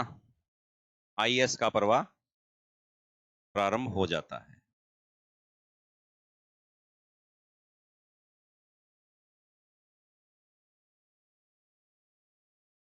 ठीक है। जैसे ही लोड जोड़ा, सेकेंडरी में से क्या जाने लगी भी? एक धारा। कौन सी धारा? आईएस। और हर धारावाही चालक अपना खुद का क्या बनाता है? तो यहाँ पे 5P थे, तो ये क्या बनाएगा? आईएस। ठीक है ना। सेकेंडरी धारा का प्रवाह प्रारंभ हो गया। प्राइमरी करंट यदि इस दिशा में थी, सेकेंडरी करंट विपरीत होगी, जो जिसके कारण पैदा हो उसी का विरोध करेगा। ट्रांसफार्मर की इंडक्टिव युक्ति है, तो वो धारा इन फेज तो हो नहीं सकती। वो धारा इन फेज तो हो नहीं सकती, थोड़ी सी पिछड़ी हुई होगी। यहां लिख दो।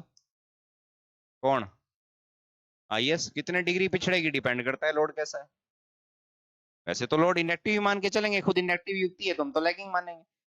धारा पिछड़े नजर आवा है कि प्राइमरी छोड़ देना, सेकेंडरी की बात हो रही है। किसकी बात हो रही है? सेकेंडरी की बात हो रही है। तो यहाँ पे वैसे ईपी नहीं लिखा जाता है, लेकिन ठीक है, पिछले डायग्राम में था तो वो अब तक पड़ा है। तो उसकी कार्य दिशा प्राइमरी की वोल्टेज या जो भी दिया है उसके विपरीत होगी। धारा वही चालक है जिसने चुंबकीय क्षेत्र बनाया है, वो मुख्य चुंबकीय क्षेत्र का क्या करेगा? विरोध, या ऐसे समझ लो, या वोल्टेज का विरोध समझ लो, या धारा का विरोध समझ लो। इसकी कार्य दिशा विपरीत कितने डिग्री पिछड़ेगी वो डिपेंड करता है कि लोड किस तरह का है। ये पिछड़ना ही है, ध्यान रखना। इधर देखो, ये कौन है? यहाँ पे क्या रखा? आईएस। ये तो किया है, ऐसे तो लिखा है, पिछड़ना ही तो दिखाया है, कोई गड़बड़ तो को नहीं। हाँ, बात ले ले तू। तेरा केक खा गया आज है? पाजक रे हैं? वासियों बंदा खा दी तू तो, एडो एडो मुंह खोले बता। ठीक है, तो ये हो गया। अब सेकेंडरी धारा प्रवाह के कारण सेकेंडरी ने अपना खुद का क्या बनाया? सेकेंडरी का चुंबकीय क्षेत्र प्राइमरी के चुंबकीय क्षेत्र का क्या करता है? विरोध करता है। किसके नियम से? ये किसके कारण पैदा हुआ? इसके कारण। इसी का क्या करेगा? विरोध। लिखो, क्या लिखा लास्ट? सेकेंडरी धारा प्रवाह हो जाता है, ये लिखा है ना। देखो, जिससे सेकेंडरी भी अपना चुंबकीय क्षेत्र स्थापित करती है, जिससे सेकेंडरी भी अपना चुंबकीय क्षेत्र स्थापित करती है,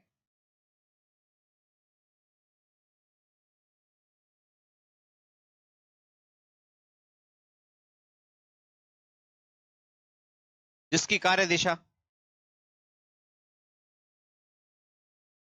सेकेंडरी भी अपना चुंबकीय क्षेत्र स्थापित करती है जिसकी कार्य दिशा प्राइमरी के चुंबकीय क्षेत्र की दिशा के विपरीत होती है।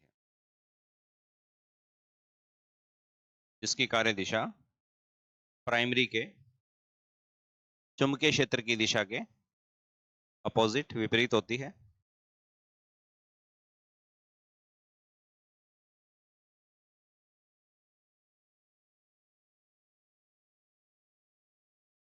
होगी कि नहीं होगी?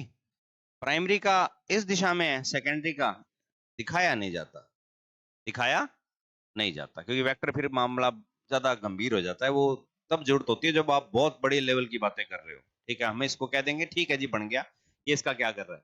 विरोध कर रहा है। हमें सिर्फ वो देखना है कि वास्तव में करंट कहां से आ रही है, क्या होगा आगे, ठीक है ना, उसको दिखाना है, ना कि उस चुंबकीय क्षेत्र के आधार पर इक्वेशन बनानी है हमें। ठीक है, लिखो, जिससे प्राइमरी में उत्पन्न ईपी का मान घट जाता है।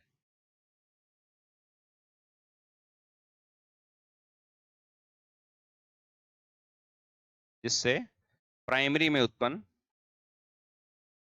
ईपी का मान घट जाता है।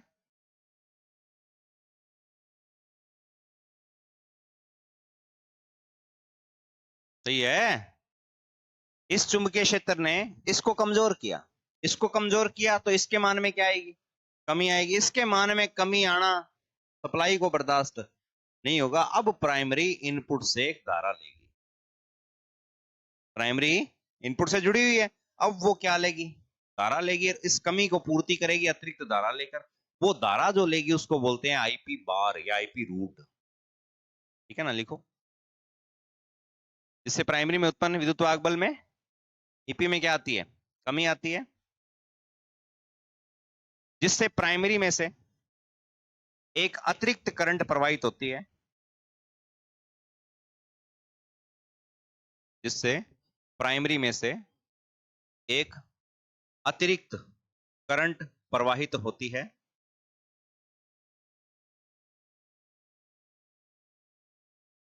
जिसे प्राइमरी बैलेंसिंग करंट कहते हैं। जिससे प्राइमरी में से एक अतिरिक्त एडिशनल करंट प्रवाहित होती है, जिसे प्राइमरी बैलेंसिंग करंट कहते हैं। और प्राइमरी बैलेंसिंग करंट को लिखा जाता है,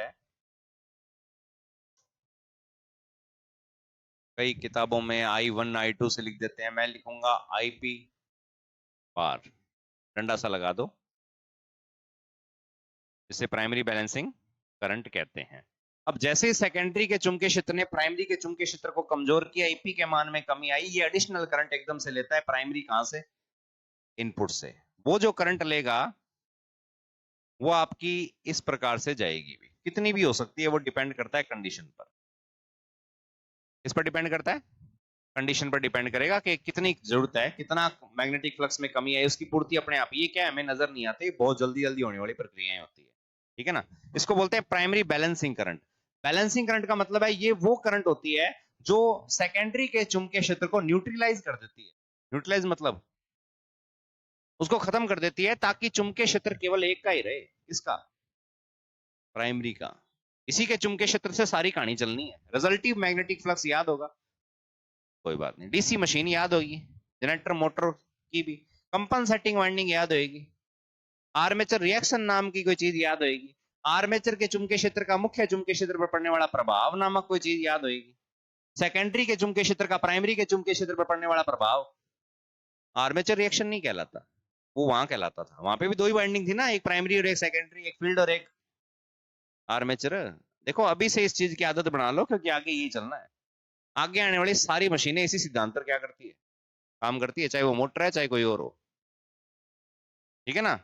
और आर्मेचर के चुंबकीय क्षेत्र को समाप्त करने के लिए कौन सी वाइंडिंग लगाई थी, कंपनसेटिंग वाइंडिंग। क्या लगाई थी, वहां तो वाइंडिंग लगा के करना पड़ा, क्यों, वहां ऐसी कोई चीजें नहीं होती है, वो डीसी थी, थोड़ी बड़ी बेचारी, सीधा था दो, तो बांको टेढ़ो है, तो यहाँ ये खुद ही अपना जुगाड़ कर लेते हैं। अच्छा मेरे सा गढ़ है, हाँ ले फिर, ठीक है। इसने क्या लिया, एक अतिरिक्त करंट ली। इस अतिरिक्त करंट की वजह से प्राइमरी का चुंबकीय क्षेत्र उतना ही बड़ा जितना सेकेंडरी का बड़ा, ठीक है ना। पहले था, ठीक है, इसने बनाया अपना दो, इसका पांच था, कमजोर पड़ गया, तीन रह गया। अब इसने और बढ़ाया, पांच से कितना कर दिया, सात कर दिया। कितना किया, इसका कितना था, दो, इसका कितना था, सात। अब कितना मिला, पांच। पहले भी कितना था, अब भी। दोबारा बताऊं,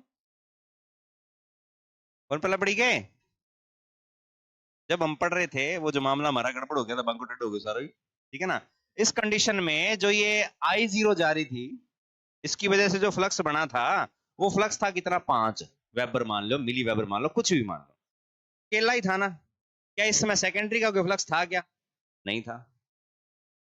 जैसे ही लोड लगाया, सेकेंडरी का क्या आ गया, फ्लक्स। कितना माना मैंने, दो। पहले इसका कितना था, पांच, इसका कितना।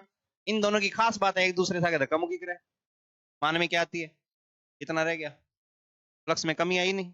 हाँ ये समझो थे, तो आंकड़ा चाहिए। फ्लक्स में कमी आएगी तो जाहिर सी बात है, कम फ्लक्स से ई में भी क्या पैदा होगा, ईपी के मान में भी क्या आई, ईपी के मान में कमी बर्दाश्त नहीं हुई, किसको, इनपुट को। उसने करंट खींची कौन सी, आईपी से। किसका मान बढ़ा, फाइव का। फाइव का मान कितना का बढ़ा, उतना की बढ़ा जितना इसका बना। इसका पांच बन रहा था, अब कितना बना, सात बना, बना ना। सात ने दो का क्या किया, विरोध। उत्तर कितना आया, पांच। पहले भी कितना था, पांच, अब भी कितना। शून्य से पूर्ण भार तक फ्लक्स के मान में स्थिरता आनी जरूरी होती है, वो आ गई।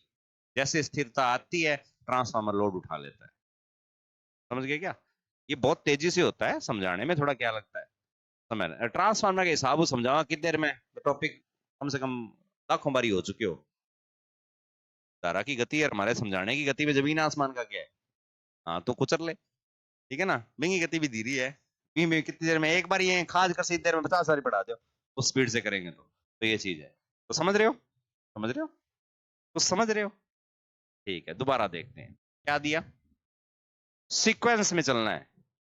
कौन गई, क्या बना, इसकी वजह से क्या उत्पन्न हुआ, बोलते रहो, मैं थारा मुंह का नहीं देखने ला रहा हूं। ईएस किसको दिया, क्या गई, अरे धारा तो गई, नाम बोल अंग्रेजी। आईएस की वजह से क्या हुआ, फाइएस आया। कौन आया, फाइएस की दिशा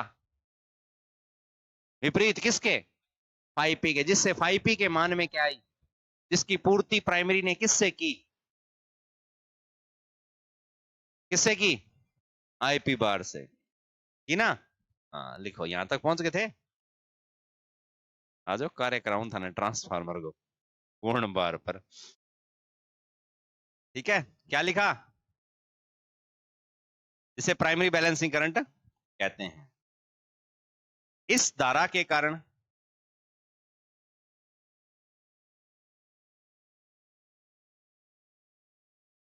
इस धारा के कारण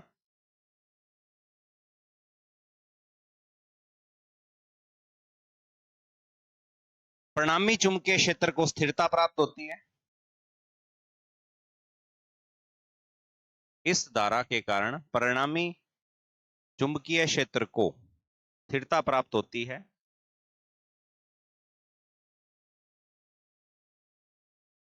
वह ट्रांसफार्मर लोड उठा लेता है या उठाने लगता है। वह ट्रांसफार्मर लोड उठा लेता है या उठाने लगता है। ठीक है। अब जाहिर सी बात है कि प्राइमरी में दो दो तारें तो जा नहीं सकती, एक मयान में दो तलवारें। अब I0 के साथ में IP बार चल रही है, IP रूट चल रहा है, तो जाहिर सी बात है इनका संयुक्त मान ले लो, फिर एक ही ले लेना। उसको तो हम बोलेंगे प्राइमरी करंट। क्या बोलेंगे? Primary current. तो इन दोनों का वेक्टर क्या कहलाएगा? प्राइमरी। देखो एक करंट सेकेंडरी होती है तो एक करंट, इनको भी तो बापड़े को हक बनाए। तो प्राइमरी करंट का मान कैसे ज्ञात करें? I0 और IP रूट के वेक्टर द्वारा। किसके द्वारा? तो इसमें दिखाना पड़ेगा अभी IP कहां है। IS तो दिखा दिया कि जी ये रही जा रही है, ये किसको दिखाया था? IP रूट को। अब इसका और I0 का वेक्टर लेना पड़ेगा। क्या लेना पड़ेगा? और इसका वेक्टर लेने के लिए हमें बनाना पड़ेगा एक चतुर्भुज। कौन सा? समानांतर चतुर्भुज के नियम से इसका मान ज्ञात किया जाता है। ठीक है। अब वो चतुर्भुज कैसे बनेगा, थोड़ा सा नीचे कर लेते हैं इसको।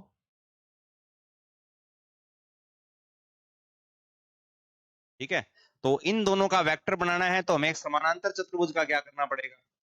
निर्माण करना पड़ेगा। जो वेक्टर होगा किसका? I0 और IP बार का। ठीक है ना। ये जो वेक्टर निकलेगा ये इस प्रकार से जाएगा और ये बनेगा इसका विकर्ण। क्या बनेगा? विकर्ण। और इसको हम बोलेंगे IP। तो IP किसका वेक्टर है? IP root. और I0 का वेक्टर सम क्या कहलाता है? आपकी प्राइमरी करंट कहलाती है। समझ में आ रही बात? यानी कि प्राइमरी करंट के अंदर I0 तो है ही साथ में, वो IP एडिशनल करंट जिसने बैलेंसिंग, जिसको चुंबकीय क्षेत्र स्थिर करने के लिए जरूरी था, आनी जरूरी थी। इस प्रकार से हम IP का मान क्या करते हैं? याद करते हैं। तो IP के अंदर तो सब कुछ है। IP के अंदर I0 भी है। जब IP के अंदर I0 है तो उसके अंदर I म्यू भी है और I W भी है। I म्यू और I W है तो उसके अंदर IP रूट भी है। ये उनका सारा का सारा एक समाहित मान है जिसको बोलते हैं प्राइमरी करंट। और जैसे ही प्राइमरी करंट बढ़ने लगती है इसका मतलब ट्रांसफार्मर ने सेकेंडरी के लोड को क्या कर लिया? उठा लिया। वो पूर्ण भार पर कार्य करने लगा है। ठीक है। हाँ, तो लिखो क्या लिखा लास्ट? लोड उठाने लगता है तथा प्राइमरी करंट IP का मान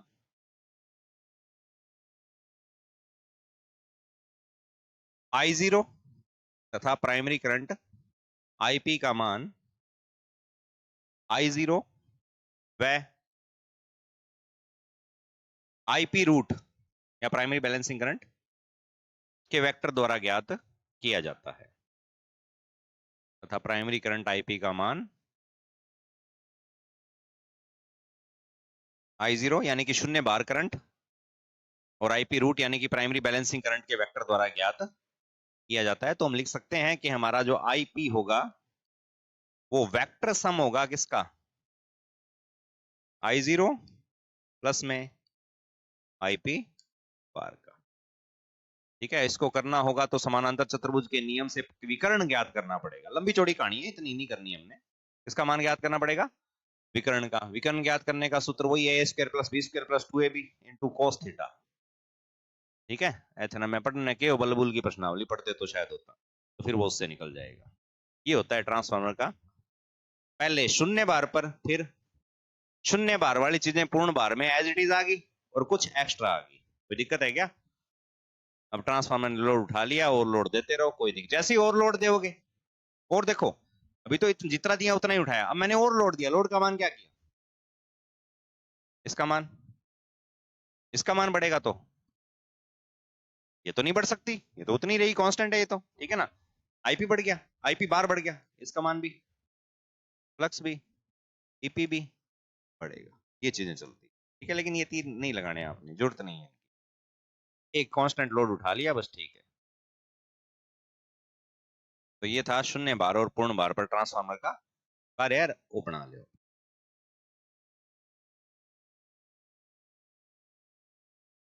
नींद उड्डी के कौन उड्डी?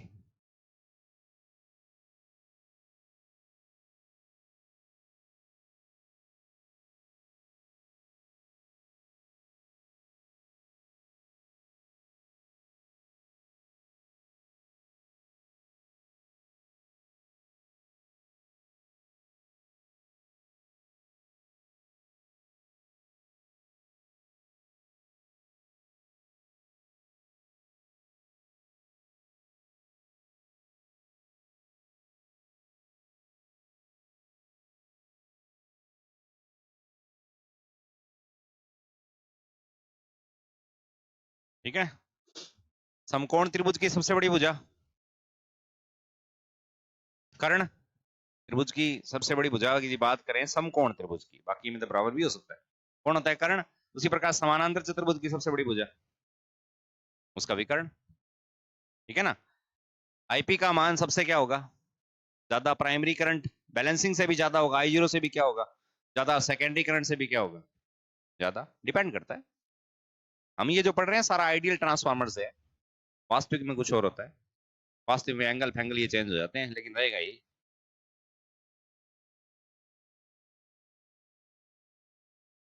तो ये एक छोटा सा टॉपिक था, शून्य बार और पूर्ण बार पर ट्रांसफार्मर का कार्य।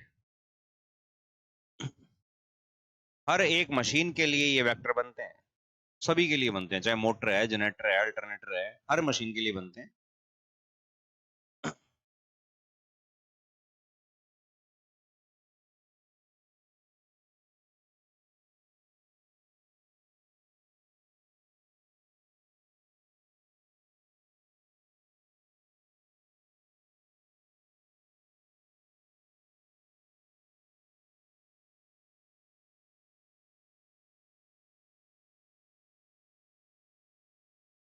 अब यहाँ पे घर जाके लिखना है कि यहाँ ईपी क्या है,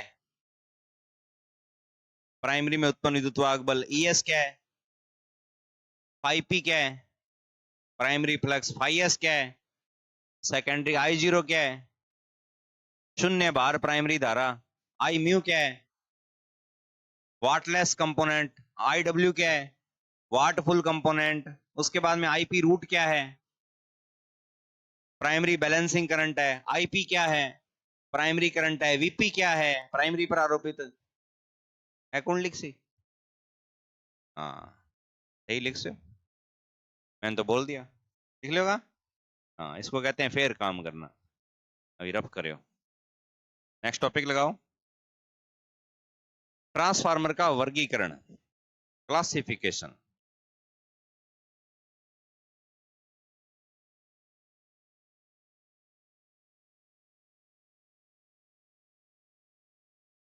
ट्रांसफार्मर का वर्गीकरण। वैसे तो वर्गीकरण कई आधारों पर किया जाता है, अभी वो हम सारे ही पढ़ेंगे। ठीक है, ट्रांसफार्मर का वर्गीकरण जो सबसे पहले लिखवाऊंगा आपको वो होता है आउटपुट वोल्टेज के आधार पे। इसके आधार पे कि ट्रांसफार्मर वोल्टेज आउटपुट में क्या दे सकता है, इनपुट की अपेक्षा कम या ज्यादा। इनपुट की अपेक्षा वोल्टेज आउटपुट में ज्यादा मिलेगी या कम मिलेगी, दोनों भी। तो आउटपुट वोल्टेज के आधार पे कितने प्रकार के तैयार होंगे? नॉर्मली दो, एक स्टेप अप और एक स्टेप, लेकिन एक वो भी हो सकता है जितना दोगे उतना ही दे दे। अरे आदर्श को नहीं हुआ है। ठीक है, लिखो नंबर एक, बंद ना कर, आज महात्मा। हाँ, ठीक है, नहीं लिखो। नंबर एक, आउटपुट वोल्टता के आधार पर पहला वर्गीकरण पढ़ेंगे।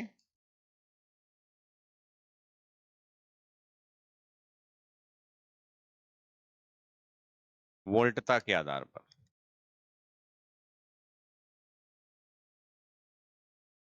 लिखो, तीन प्रकार के होते हैं।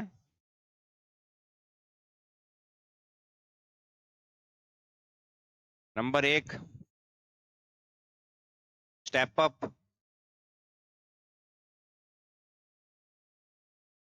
नंबर 2 स्टेप डाउन, और number 3 isolator transformer. Output voltage के आधार पे कितने प्रकार के हैं? 3 प्रकार के, एक है स्टेप अप, एक है स्टेप डाउन और एक है isolated transformer. Step up input की अपेक्षा वोल्टेज क्या देगा? ज्यादा, इसका रेशो 1 से। जल्दी बोलो, सब पढ़ाया हुआ है, जल्दी जल्दी हो सी अब टॉपिक, अब टाइम नहीं लगेगा। हाँ, रेशो के 1 से कम या ज्यादा, रेशो 1 से कम या ज्यादा, रेशो 1 से कम या ज्यादा, बराबर। हाँ, समझ में लगी नहीं बात? हाँ, धीरे धीरे आएगी, आराम से आएगी। तो आज इतना ही करेंगे, कल समझाऊंगा।